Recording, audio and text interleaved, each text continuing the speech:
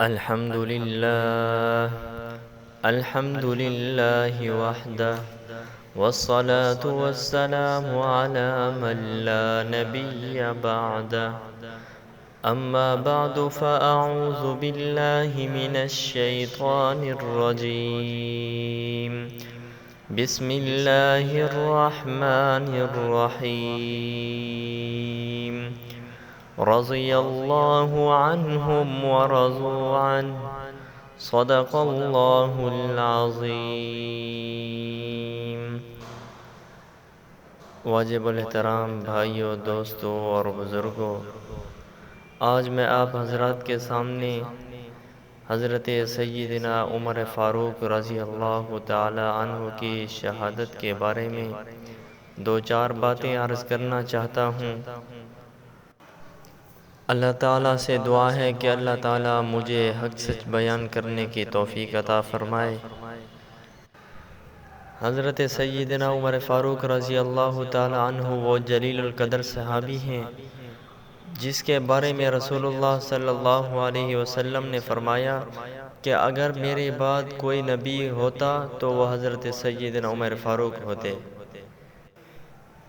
تو میرے عزیز بھائیوں، دوستوں اور بزرگوں، حضرت سیدنا عمر فاروق رضی اللہ تعالی عنہ تو وہ شخص ہیں جو زمین پہ بولے اور رب آسمان پہ قرآن بنا دے، اور جو زمین پہ تولے تو اللہ اس کو میزان بنا دے۔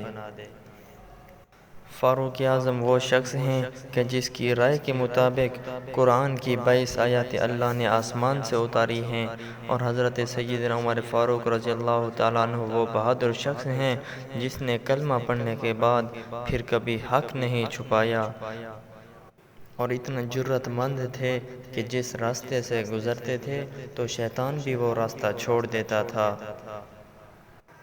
تو میرے عزیز بھائیوں، کہ سارے کے سارے صحابہ آئے لیکن حضرت عمر فاروق کو مانگا گیا۔ سارے کے سارے صحابہ کو اسلام کی ضرورت تھی، اور حضرت عمر فاروق رضی اللہ تعالیٰ عنہ وہ شخص ہیں کہ اسلام کو خود ان کی ضرورت تھی، اور سارے کے سارے صحابہ نے اسلام قبول کیا، اور اسلام نے خود حضرت عمر فاروق کو قبول کیا ہے۔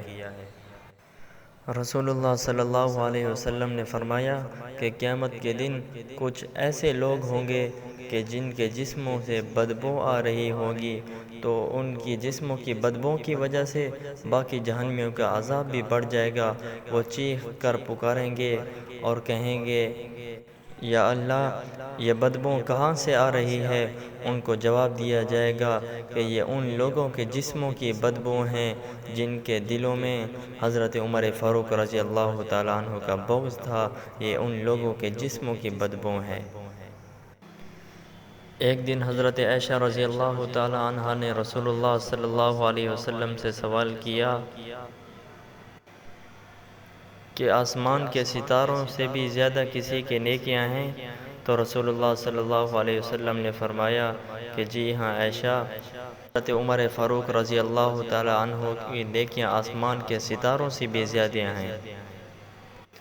اور ایک دن حضرت سیدنا عمر فاروق رضی اللہ تعالیٰ عنہ فجر کی نماز پڑھا رہے تھے، تقریباً 27 یا 28 ذی الحجہ کی نماز پڑھا رہے تھے، تو اس وقت ایک ابو لولو نام کا شخص حضرت سیدنا عمر فاروق رضی اللہ تعالیٰ عنہ کے پیچھے کھڑا تھا، پہلی صف میں کھڑا تھا۔